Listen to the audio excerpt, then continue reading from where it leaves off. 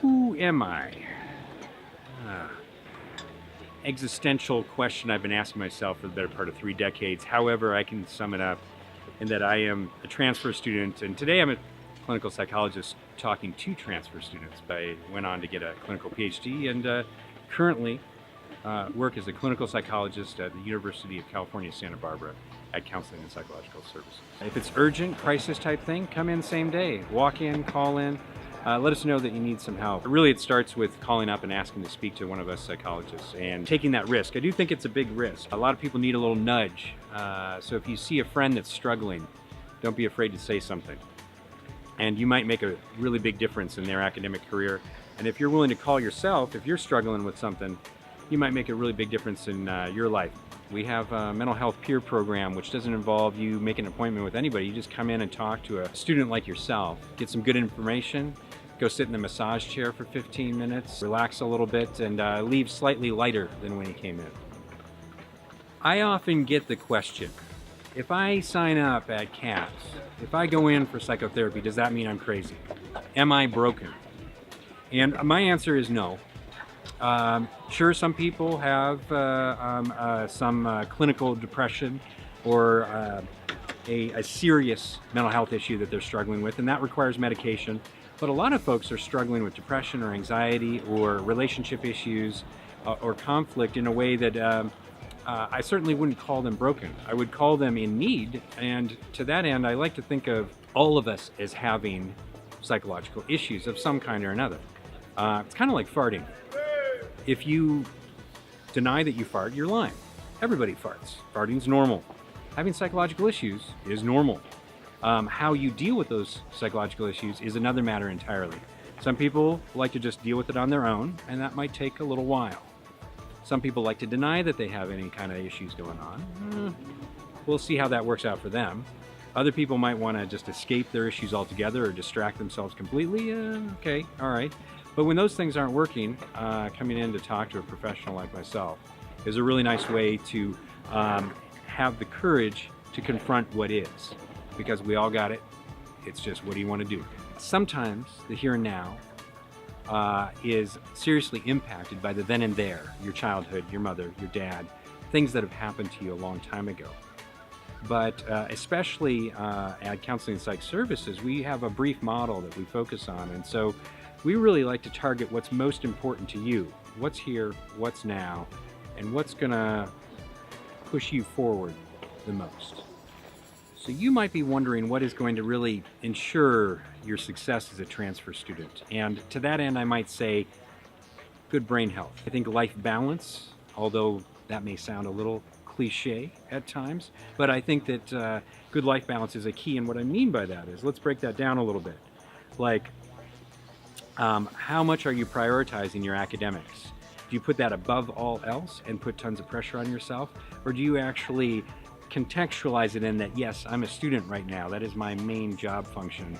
But I am not only a student. I'm also a friend. I'm also a lover. I'm also a partier. I'm also a guy that likes some time alone in nature. Or I am a woman that likes to dance or do something else. So I really want the whole of you here on campus if I'm going to really look at what's going to maximize your functioning. Research shows that anything more than 50 hours a week, pushing towards 60, you're going to have diminished returns on how much you're actually getting done. If you're working more than 55, 60 hours a week, you're going to see your productivity drop dramatically. Optimum functioning is between 40 and 50. What's going to help you being that good student? Not that awesome student for one quarter that gets an anxiety disorder and then has to drop out later on, and that's an exaggerated example, but it does happen. But what is going to allow you to function at a high level consistently across your career here? I mean, really, that's what we're talking about here. Good brain functioning. So now let's talk about some strategies to optimize your intellectual and emotional functioning, your brain health. Optimizing your overall functioning, your emotional and intellectual functioning is going to be easiest if you feel like you belong here on this campus. Belonging here means finding some sort of community, and I would encourage you to be intentional about the way you select your community, who you're hanging out with, how you're spending your time.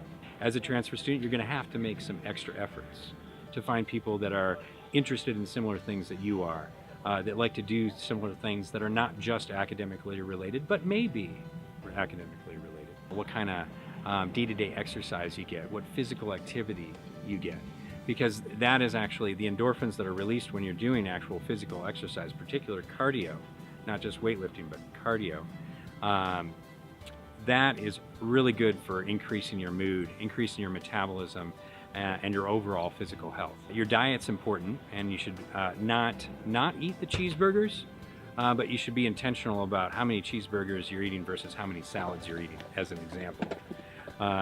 Drinking is another big one, other substances as well. I would recommend being very intentional about what substance use you do have.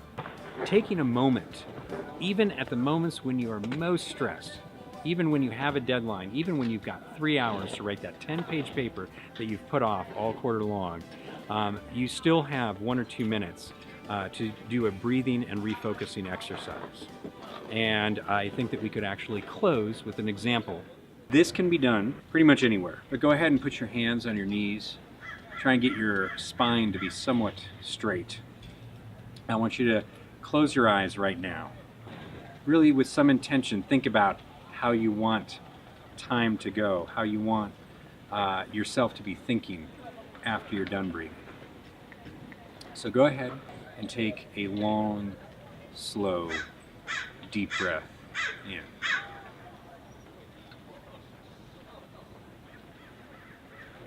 And hold it for just a moment.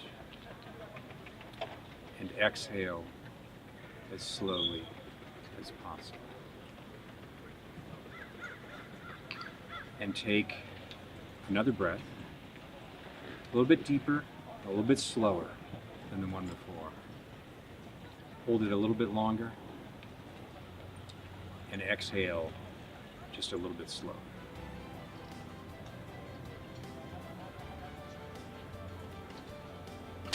Good.